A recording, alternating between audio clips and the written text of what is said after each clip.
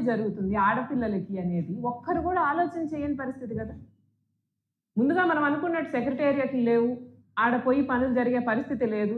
ఈరోజు ఏంటి, ఒక ఎమ్మెల్యే, ఒక కార్యకర్త టీడీపీ గవర్నమెంట్కు, కూటమి ప్రభుత్వానికి సంబంధించిన వాళ్ళు వచ్చి వీళ్ళకి పనిచేసి పెట్టండి అని అంటే అధికారులు పనిచేసి పెట్టాలి. ఎవరి దగ్గర ఉందండి? ప్రభుత్వం దగ్గర తప్ప. వాళ్ళకి గైడ్ లైన్స్ ప్రకారం వాళ్ళకి పని జరగాలి అని అంటే ఉద్యోగులకు కూడా పని చేసుకునేటువంటి పరిస్థితి ఉందా?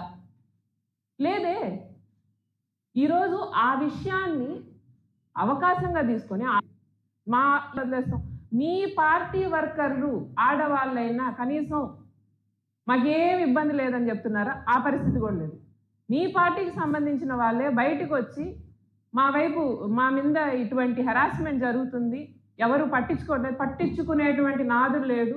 ఒకప్పుడు జగన్మోహన్ రెడ్డి గారి పరిపాలనలో ఆ దిశ యాప్ అనేది ఒకటి ఉండింది. మనిషికి, ఆడపిల్లకి అవసరం అనగానే వెంటనే చర్యలు జరుగుతున్నాయి. ఈరోజు యాప్ బదులు ఇంకో యాప్ తెచ్చారు, ఏంటది? శక్తి యాప్ అని. దానివల్ల ఒక్క నయా పైసా ఉపయోగం ఎవరికి లేదు. ఎవ్వడు కూడా ఆడవాళ్ళపైన ఎన్ని అఘాయిత్యాలు జరుగుతున్నా కానీ పట్టించుకునేటువంటి అవకాశమే లేదు. ఎంతమంది ఎమ్మెల్యేల మీద ఎన్ని రకాలైనటువంటి రిపోర్ట్లు వస్తుంటే ఎవడైనా పట్టించుకుంటున్నాడా? కనీసం ఇన్వెస్టిగేషన్ జరుగుతుందా? ఒక మహిళ బయటికి వచ్చి ఇంత గట్టిగా మాట్లాడుతున్నారు అని అంటే దాని మీద స్పందించడం సరికదా? ఏం చేస్తున్నారు ఈరోజు కూటమి ప్రభుత్వం? అవి కావాలని చేస్తున్నటువంటి వ్యాఖ్యలు అని చెప్పి పక్కదావ పట్టించడము, డైవర్షన్ పాలిటిక్స్ మనకు తెలిసిందే కదా. లేకపోతే దానికంటే ఇప్పుడు చిన్న గీత ఉందనుకోండి, దాని పక్కన ఇంకో పెద్ద గీత గీస్తాం అనమాట. దీని గురించి అందరూ మర్చిపోతారు, దాని మీద పట్టతారు. అట్లా వేరే వేరే విధాలుగా ఆ టాపిక్ నుంచి పక్క టాపిక్కి వెళ్ళిపోవడం, స్త్రీలకి మాత్రం న్యాయం చేయకుండా పోవడం. టీడీపీ ప్రభుత్వం, కూటమి ప్రభుత్వం ఏ రకంగా వచ్చాయనంటే పనులు చేసే అవకాశమే లేదు, కానీ పనులు చెయ్యట్లేదు అన్న ఆలోచన రాకుండా ఏదో ఒకరో ఇద్దరిని అరెస్ట్ చేసి 2 రోజులు పెట్టి మళ్ళీ వాళ్ళని వదిలేయడం, మేము చర్యలు తీసుకున్నాము, మేము ఆడవాళ్ళ కోసం ఎంత దూరమైనా వెళ్తాము అని చెప్పి మాటలు మాత్రం కోటలు దాటుతాయి. తీరా వాస్తవాలకు వచ్చేటప్పటికి ఆడవాళ్ళకి ఏమీ చేయట్లేదు. పాపం బయటికి వెళ్ళాలంటే భయపడుతున్నారు ఆడవాళ్ళు.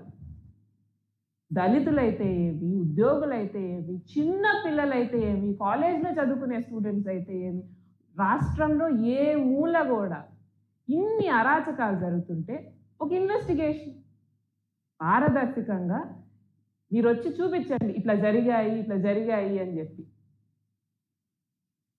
అదేదో సామెత చెప్పినట్టు ఆవు చేలో మేస్తే పట్టున మేస్తుందా అని చెప్పి పెద్ద పెద్ద వాళ్ళు తరహా చూసుకొని ఇంకా కింద వాళ్ళు కూడా చలో మేము కూడా విచ్చలవిడిగా ఆడవాళ్ళ మీద అఘాయిత్యాలు చేస్తాము, పెద్ద పెద్ద ఎమ్మెల్యేలు మంత్రులే ఇది చేస్తే దిక్కు లేదు, మమ్మల్ని ఎవరు పట్టుకుంటారు అన్నట్టు తయారవుతున్నారు. ఇది ఈరోజు కూటమి ప్రభుత్వం సంపాదించుకున్నటువంటి ఘనత.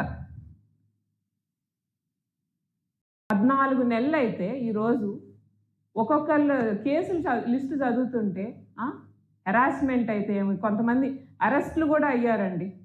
అరెస్ట్ అయ్యి కేసుల్లో వెళ్ళి మళ్ళీ తిరిగి వచ్చేసారు.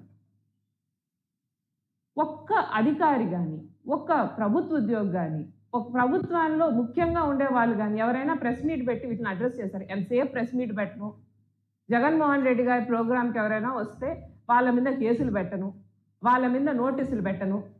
ఇప్పుడు ఇంతమంది ఎమ్మెల్యేల మీద, మంత్రుల మీద కేసులు వచ్చాయి కదా.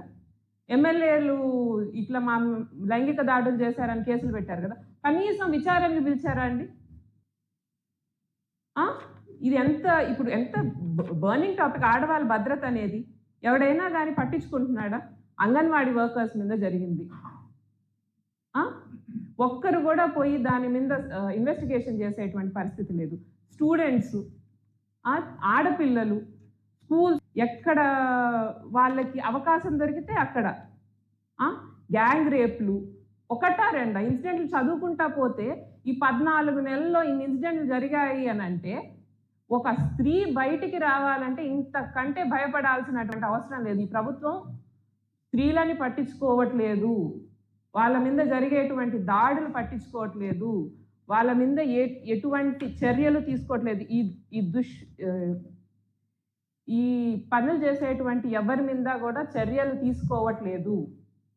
కాబట్టి మహిళలకి ఒక అవగాహన వచ్చేసింది, ఈ కూటమి ప్రభుత్వంలో మనకి న్యాయం జరగదు అని చెప్పి.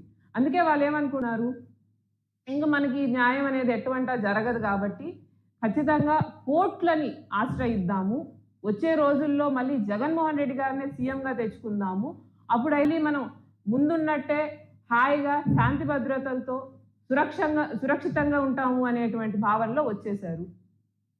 కాబట్టి ఏం చేయాలి, ఇవన్నీ మీరు డైవర్షన్ పాలిటిక్స్కి తీసుకొని పోయి మీరు ఇప్పుడు ఏమంటున్నారు, ఇవన్నీ కావాలని ఒక పథకం ప్రకారం వస్తున్నాయి, ఏం సంబంధం లేదన్నట్టు మాట్లాడుతున్నారు. లేకపోతే వేరే ఏదన్నా టాపిక్ మీద ఆపాదించేసి ఇప్పుడు రేపు పొద్దున్నే ఏం చేస్తారు తెలుసా, ఆడవాళ్ళు కూడా పాపం ఏమి కావాలని చేస్తున్నారు, వీళ్ళందరూ కూడా వైఎస్ఆర్సీపీ పార్టీ వాళ్ళని కూడా వైఎస్ఆర్సీపీ పార్టీ వాళ్ళని చెప్పి మాట్లాడేటువంటి పరిస్థితుల్లో ఉన్నారు.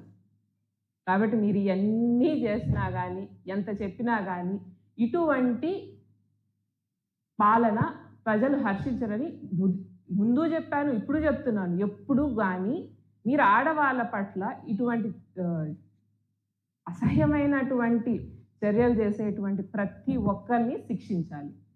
ఆడవాళ్ళ భద్రత అనేది గృహిణి బాగుంటే ఆ రాష్ట్రం బాగుంటుంది అని నమ్మేటువంటి కుటుంబం నుంచి వచ్చాను. కాబట్టి గృహిణి మీద ఇటువంటి అత్యాచారాలు, ఆడపిల్లల మీద ఆడపడుచుల మీద ఇటువంటి అత్యాచారాలు జరిగేటువంటి ఏ రాష్ట్రము ఏ దేశము బాగుపడదు.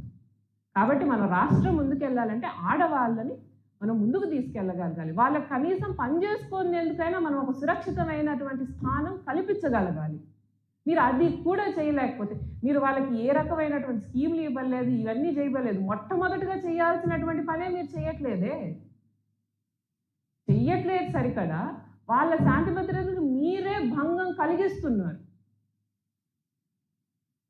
కాబట్టి ఈ చర్యలు ఈ తప్పులు చేసినటువంటి ప్రతి ఒక్కడు, ఎమ్మెల్యే కానివ్వండి, కార్యకర్త కానివ్వండి, టీడీపీ లీడర్ యాక్టివ్గా పనిచేసే వాళ్ళు కానివ్వండి, ప్రతి ఒక్కరికి శిక్ష పడాలి. శిక్షను తప్పించుకోవచ్చు, మేము టీడీపీలో ఉన్నామనేటువంటి మాట మాత్రం జనాలు మర్చిపోవాలి. పోరాడడానికి సిద్ధం.